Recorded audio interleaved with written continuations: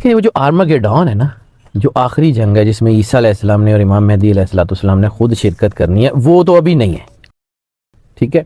उससे पहले एक 7 साल की जंग का इशारा मिलता है। 7 साल की जो जंग का इशारा मिलता है ना, वो मुझे लगता है, मेरी कैलकुलेशन मैंने कभी क्लेम नहीं किया, लेकिन ये है कि मुझे लगता है कि ये वही दौर है। ये कुछ जो निशानियां उस जंग की थीं, जिसमें 4 ब्लड मून के बाद उस जंग ने शुरू होना था। 4 ब्लड मून 2022 23 21 22 23 में आपने देख लिया। 2020 में कोरोना, 21 में, 22 में, 23 में, अब 24 में वो दाखिल हो रही है। 24 का सेकंड हाफ मुझे कोई पुरसुकून और बड़ा अमन वाला तो बिल्कुल किसी सूरत भी नज़र नहीं आ रहा। आगे अल्लाह की मर्जी, वो बदलना चाहे बदल दे, मालिक वो है। मैं तो जो इस वक्त सिचुएशन है मैं वो देख के बता रहा हूँ। 2 सियारों का मैंने बार बार जिक्र किया था, एक मरीख और एक ज़ुहरा, मार्स एंड वीनस।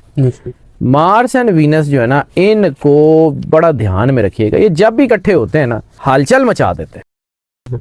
साल ज़ुहल का मार्स और वीनस की कंजक्शन जो है वो बहुत ख़तरनाक हुई है। हाँ, किसी हद तक मुश्तरी इसको रोकेगा, लेकिन वो ऐसा ही होगा कि जंगें रुकती चलती रहेंगी। यानी वो एकदम से पूरी फुल फ्लैज वॉर तो नहीं है, लेकिन वो फुल फ्लैज वॉर के चांसेस बहुत ज़्यादा हैं बाई द एंड ऑफ 2024।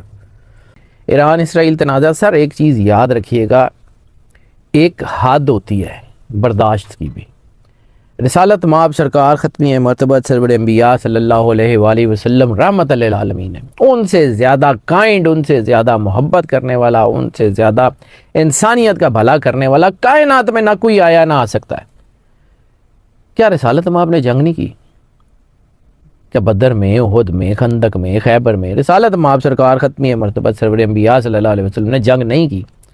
तो जंग की है ना, कई गज़वात हैं, कई सिरिये हैं जो रिसालत माब के ज़ाहिरी जो है वो वजूद तो अभी उनका मौजूद है, अब तो मालिक तो मौजूद है, लेकिन ज़ाहिरी जब उनकी जो है सिन मुबारक चल रहा था तो तब भी हुए। तो ये होने हैं।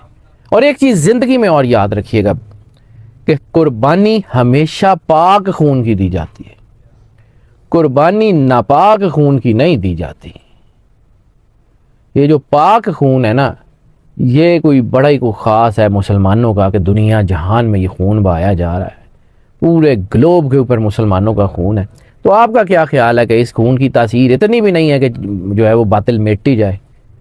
वक़्त तो आना है, वक़्त तो आना, कीमत तो देनी पड़ती है, हर हाल में देनी पड़ती है।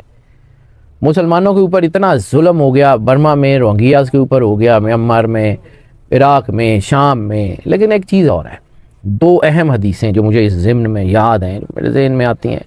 मैंने फिर कह रहा हूँ कि मैंने कभी क्लेम नहीं किया कि I am just the ordinary one.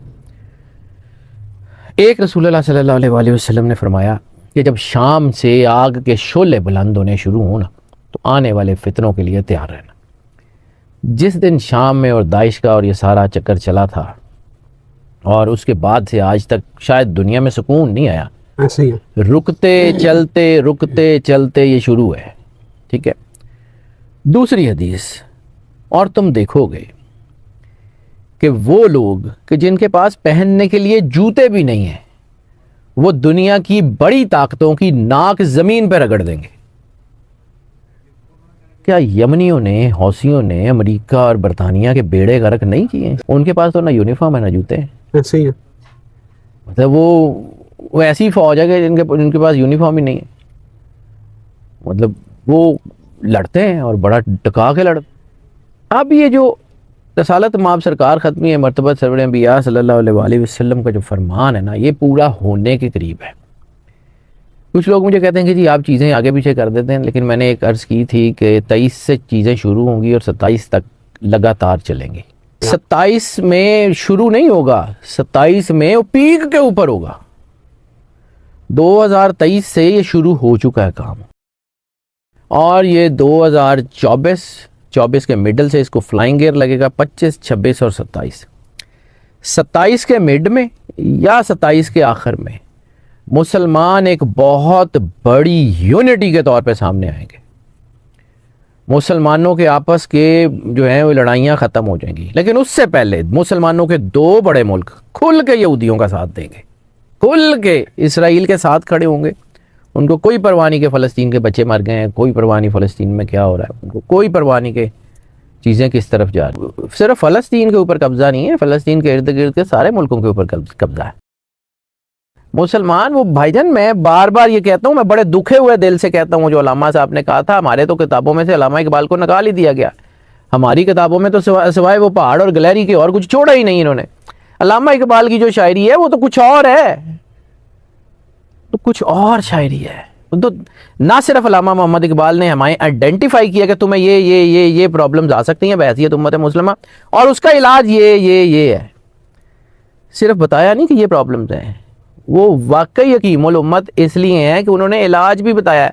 वो तुझी ना करो, डॉक्टर का काम तो दवाई देना होता है, ना खाएं।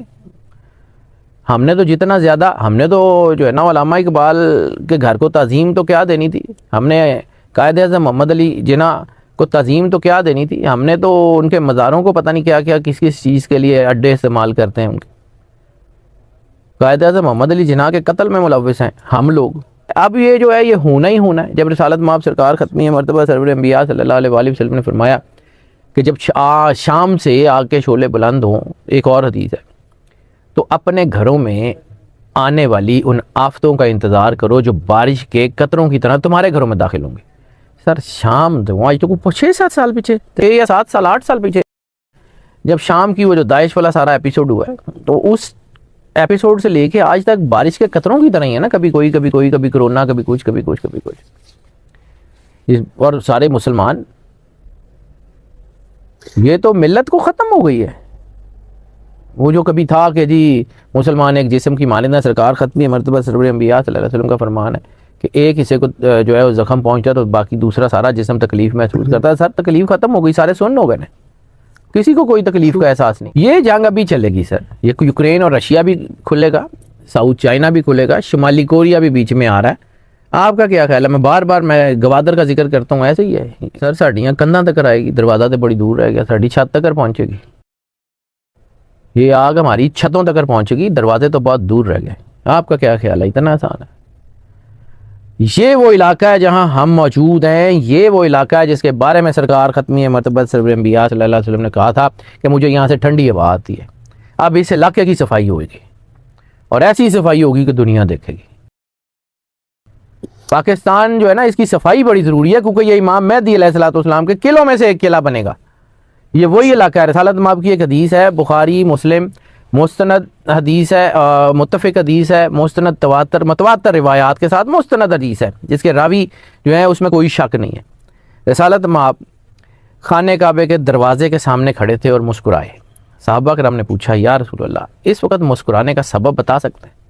फरमाया, हाँ, मुझे लगता है मेरे पीछे एक इस्लाम का किला तमीर होगा और उससे मुझे ठंडी हवा आ रही है।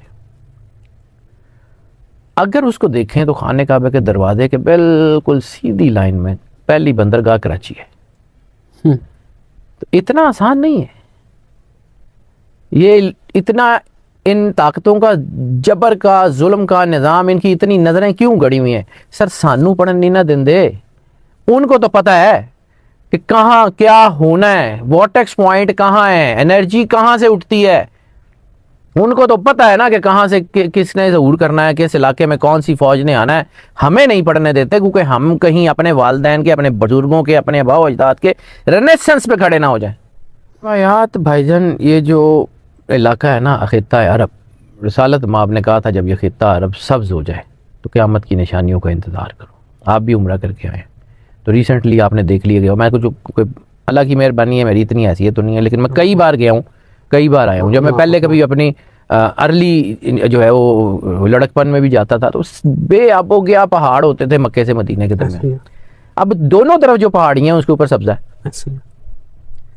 ख़ित्ता अरब जब सरसब्ज़ हो जाए, ठीक है। दूसरी बात, रिसालत माब ने कहा था कि तुम देखोगे कि ये अरब के बद्दू आपस में बड़ी बड़ी इमारतों के मुकाबले करेंगे। कभी क्रीक टावर, कभी दुबई टावर, कभी बुर्ज खलीफा, कभी कोई, सारे बन रहे हैं ना, तो बनने दें, कुदरत के काम है।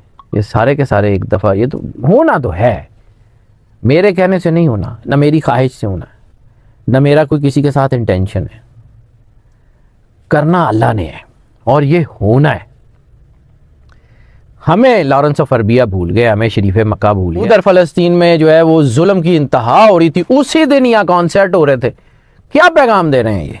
अल्लाह और रसूल के सामने पेश नहीं होना, अल्लाह और रसूल को जाके जवाब नहीं देना। सर मौत जहाँ पे, मेरे लिए तो खैर मौत बहुत आसान और बहुत अच्छी चीज़ है, मैं तो इंतज़ार कर रहा हूँ। मेरे लिए तो वो कायनात का सबसे खूबसूरत लम्हा है जब मैंने जाके मालिक से मिलना है, मेरे लिए तो वो सबसे ज़्यादा खूबसूरत है। लेकिन हाँ, मौत का डर भी तो लोगों के अंदर बैठा हुआ है ना, इसीलिए बैठा हुआ है कि पता है कि किसी से जो कुछ कीता हो तो चित्तर पहने ने। सर इतनी सी बात है, ये नहीं हो सकता कि फ़लस्तीन के बच्चे शहीद हो जाएं और हमारे बच्चे बच जाएं। नो, ये नहीं होगा। सारे आते जाएंगे, बारी आ गई है, गेट रेडी। मैं बार बार एक मिसरा मेरे यहां लिखा हुआ है, क़यामत खुद बताएगी क़यामत क्यों जरूरी थी। ये खुद बताएगी कि क्यों आना जरूरी हो गया था, इन्होंने किस तरह की कर लिया सी इन्होंने। सर हम लोग इतने हो के मतलब पूरी दुनिया में मुसलमान काम तो नहीं है, अगर ये इकट्ठे हो जाएं ये तबाही फेर दें, लेकिन नहीं, ना हमारी ओआईसी सोई हुई है, ये सब बिकाऊ है, मेरे समेत सब बिकाऊ। बड़ी जंग है ये, जो तीसरी जंग है ये, उसके बाद अब जब आबादी कम हो जाएगी, लोग थोड़े रह जाएंगे, फिर दोबारा गेम शुरू होगी एंटी क्राइस्ट और क्राइस्ट की, और फिर उसके बाद ग़ज़वा हिंद होगा। ये कब्ज़ा तो होना है। हमारे यहाँ ये ख्याल है कि जो लाल किले ते परचम, सर साडा नहीं झंडा लगन लगा उथे, वो इस्लाम का झंडा लगने का जिक्र है, वो कुछ और चीज़ है। वो जो अरब जो है, तुम अपने जो है हिंदुस्तान के बादशाहों को जंजीरों में जकड़ के लाओगे और ईसा इब्ने मरियम को अपने दरमियान पाओगे, वो वाली हदीस के पूरे होने में अभी वक्त है। मुझे बिल्कुल क्लियर नज़र आ रहा जी, ये तीसरी आलमी जंग जल रही है और मुझे बड़ा डर है कि ये एटम बम चलेंगे इसमें। मुझे बड़ा डर है, मैं बड़ा सीरियसली कंसर्न हूँ। लेकिन ठीक है, अगर अल्लाह ने ऐसे ही लिखी हुई है तो बिस्मिल्लाह, दुनिया के किसी कोने पे भी चले जाइए, आ जानी है। जो मर्जी इकट्ठा कर लें आ जानी, जितना मर्जी सामान ले आए आ जानी है। मौत ने कहा से इजराइल तराकी में रोकोगे?